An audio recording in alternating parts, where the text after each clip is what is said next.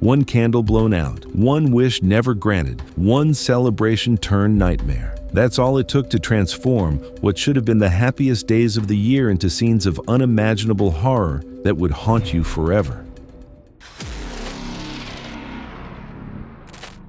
It was July 15th, 2016, at Riverside Park in Phoenix, Arizona. The afternoon heat pressed down on the open pavilion as families arrived carrying coolers, folding chairs, and gift bags. The park was busy but calm, with scattered clouds drifting overhead and intermittent gusts moving through the open space. Rosa Gonzalez, a 34-year-old hospital custodian, had spent weeks planning her daughter Lily's 8th birthday party. Since her husband left earlier that year, Rosa had been working double shifts to stay afloat.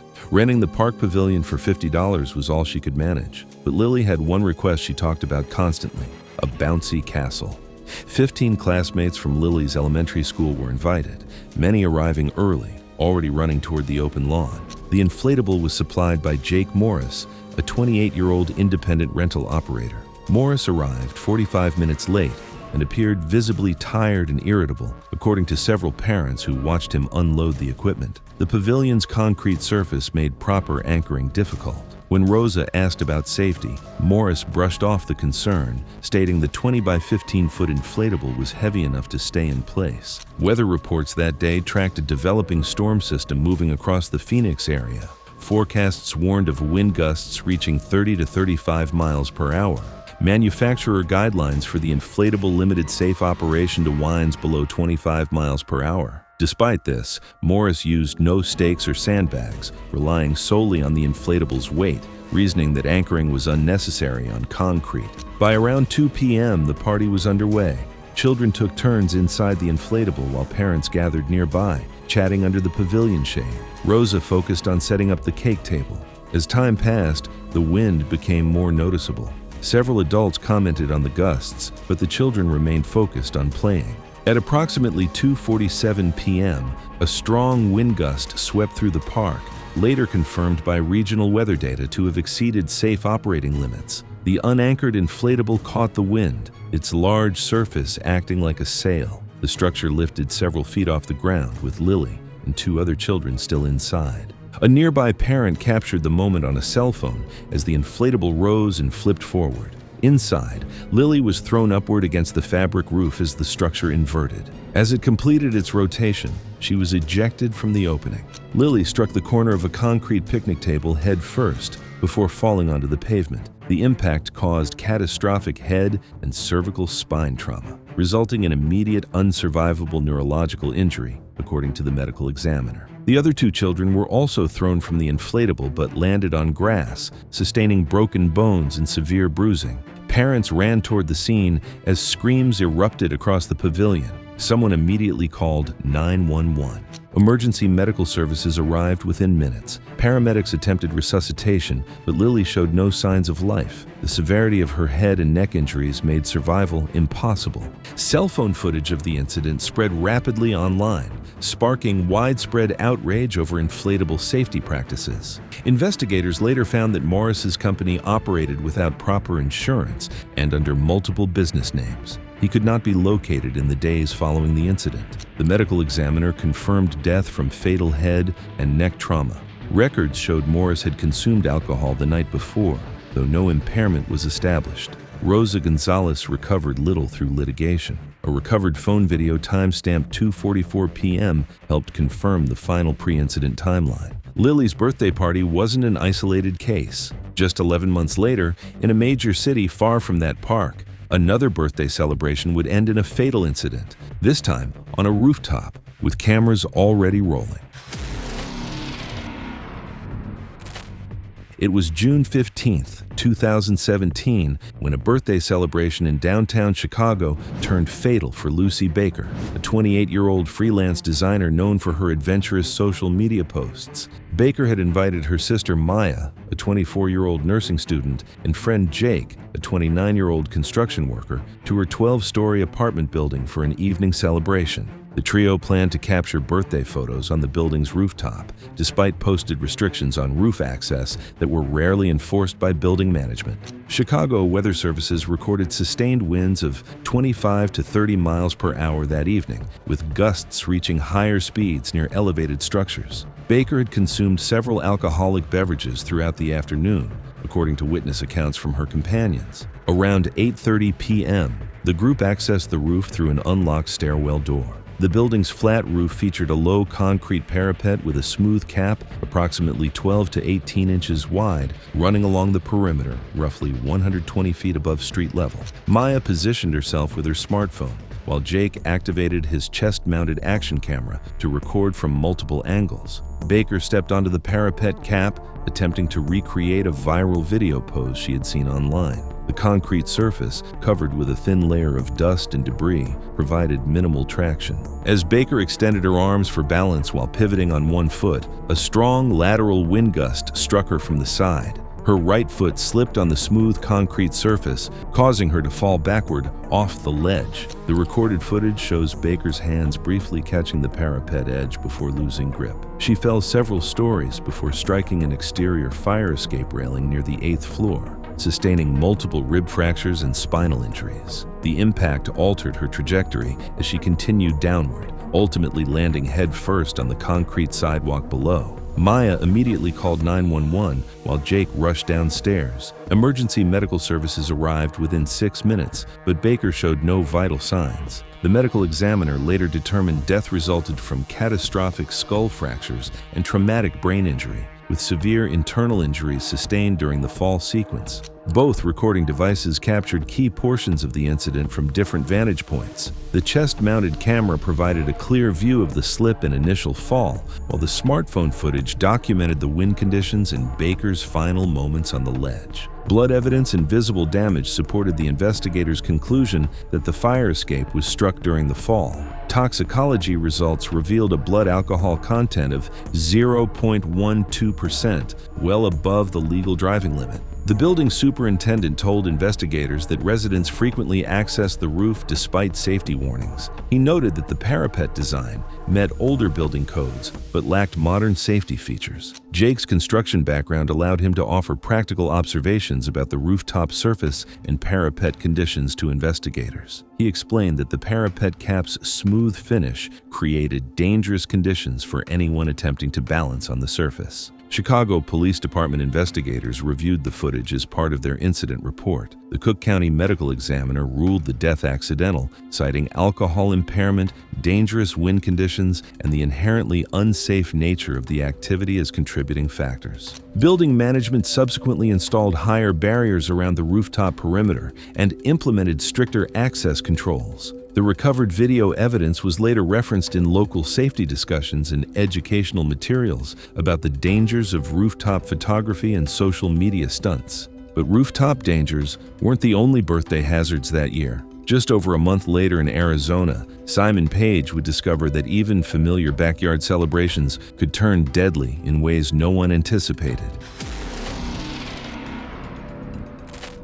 It was August 22, 2016. When a backyard birthday party in suburban Phoenix turned into a fatal electrical accident for Simon Page, a 31-year-old elementary school teacher known for his meticulous attention to detail. Page had spent weeks planning his birthday celebration at his rented single-story home, inviting 15 close friends and family members to enjoy the backyard pool area. His boyfriend, Marcus, a 33-year-old electrician, had recently installed decorative lighting around the pool perimeter. The property, built in 1987, featured an aging electrical system that had received minimal updates over the decades. Earlier that afternoon, a brief monsoon storm had passed through the area, leaving surfaces damp and creating moisture in outdoor electrical components. Page's mother, Linda, who had flown in from Seattle specifically for the celebration, was among the guests enjoying the poolside gathering. The party featured a DJ setup with speakers and amplifiers positioned safely away from the water, though extension cords and electronic equipment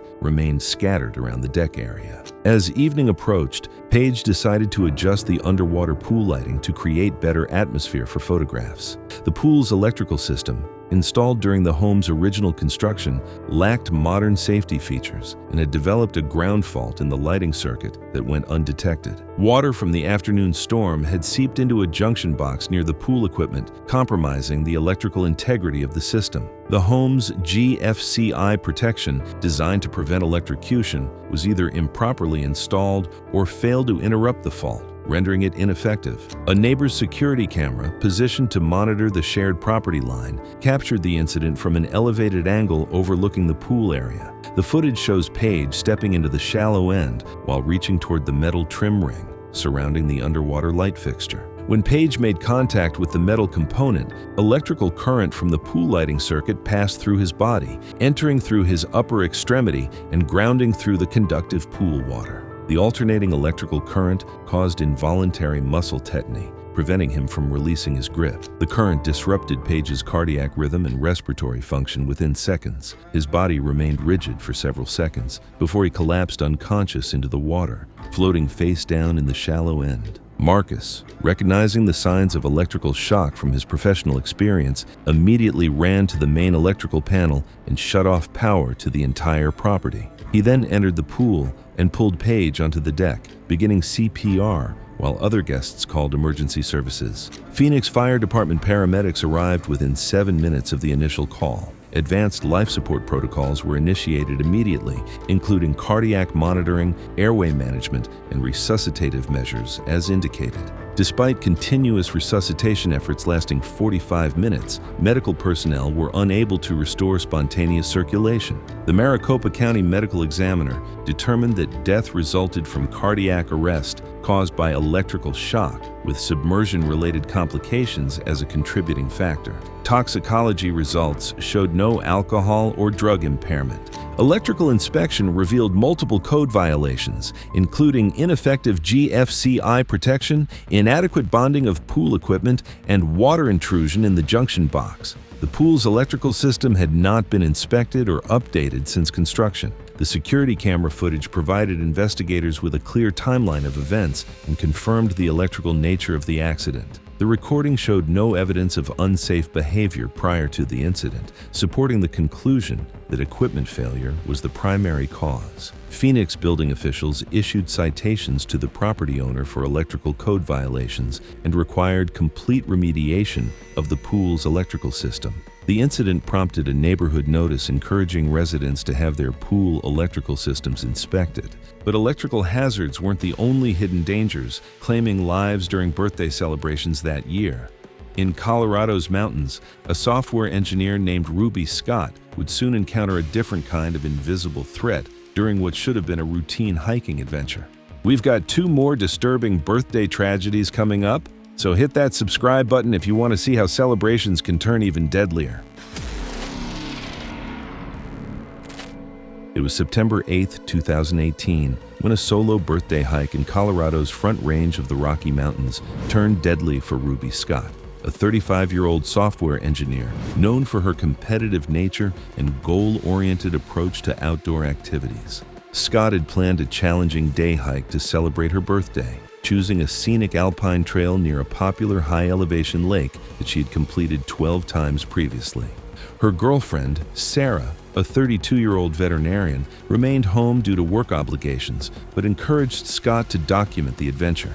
The trail featured exposed granite formations at elevations approaching 10,000 feet, with narrow ledges offering dramatic views of the surrounding peaks. Recent weather patterns had brought intermittent rainfall, creating slippery conditions on the polished rock surfaces, characteristic of the region's geology. Scott carried a chest-mounted action camera to record her hiking progress and had positioned her smartphone on a compact tripod near the scenic overlook to capture birthday footage.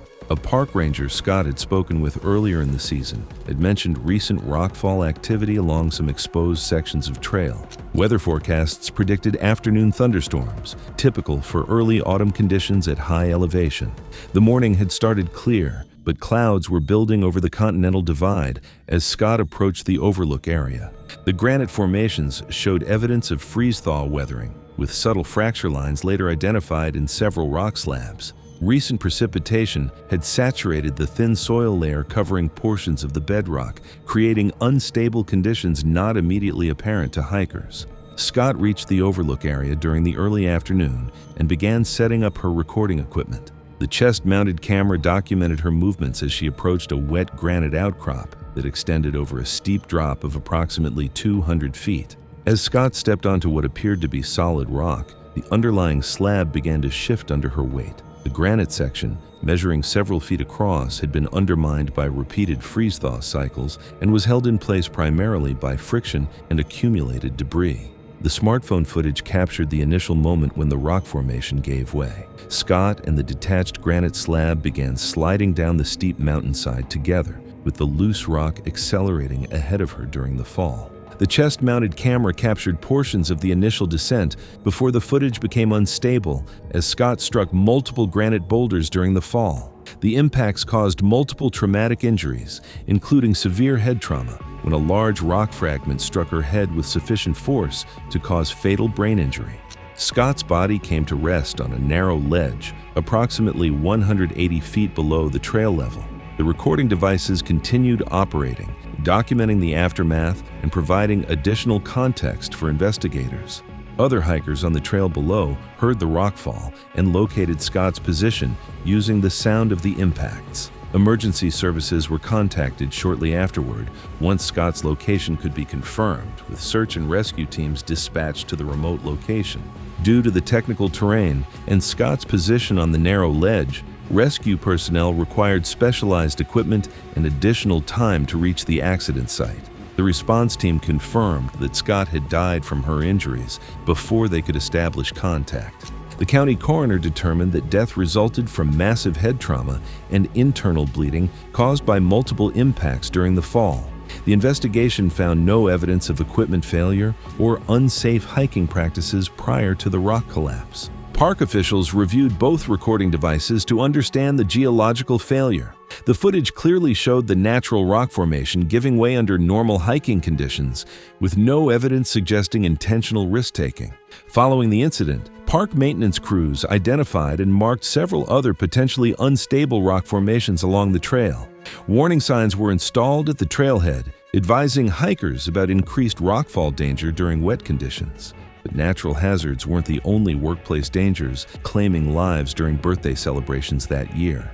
In Detroit's industrial sector, a 29-year-old warehouse worker named Felix Dixon would soon discover that even familiar equipment could become deadly when safety protocols were ignored.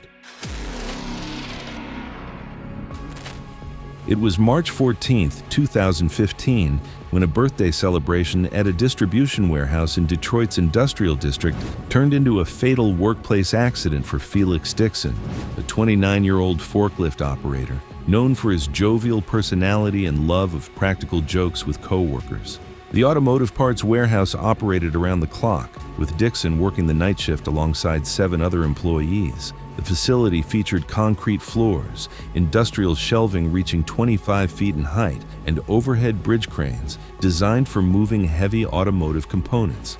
Dixon had been employed at the warehouse for 7 years without any major safety incidents, earning respect from colleagues for his reliable work ethic and cheerful demeanor. His supervisor, Mike, a 45-year-old former military man, had approved a brief celebration during the shift. Dixon's wife, Maria, a 27-year-old nurse, was working her own night shift at a local hospital. Co-worker Danny, a 24-year-old recent hire, suggested creating a memorable birthday surprise using the warehouse's overhead crane system. The facility's safety protocols required trained spotters and proper authorization for all crane operations, but these rules were sometimes overlooked during non-operational hours. Recent budget cuts have reduced the maintenance schedule for heavy equipment, with some inspections delayed beyond recommended intervals. The plan involved lifting Dixon in a large wooden shipping crate approximately 15 feet into the air for a surprise photograph. The wooden crate and Dixon together weighed approximately 400 to 450 pounds, well within the crane's 5,000-pound capacity. Multiple ceiling-mounted security cameras positioned throughout the warehouse captured the incident from various angles. The footage shows Danny operating the crane controls while other workers gathered below to watch the unusual birthday celebration. As the crate reached approximately 12 feet of elevation, the hoist system lost stability due to improper rigging and excessive sideloading, worsened by worn lifting components that had not been inspected or replaced on schedule. The mechanical failure occurred without warning, causing the suspended load to swing uncontrollably. The sudden loss of control caused the crate to swing laterally, striking a vertical steel support beam with significant force. The impact destabilized the unsecured crate, causing Dixon to be thrown from the open-top container. Dixon fell 12 feet through the air before striking the concrete warehouse floor with his back and head absorbing the primary impact. The fall generated enough force to cause severe spinal trauma, including fractures to the cervical region. The impact caused a catastrophic fracture at the C3 vertebra, resulting in a high cervical spinal cord injury and immediate paralysis below the neck. The collision with the concrete floor also caused severe head trauma consistent with a traumatic brain injury. The injury disrupted the neural control of breathing, leading to rapid respiratory failure and subsequent cardiac arrest. Cardiac arrest followed rapidly due to respiratory failure and oxygen deprivation. Co-workers immediately called emergency services, but overnight staffing conditions in the industrial setting delayed immediate medical intervention.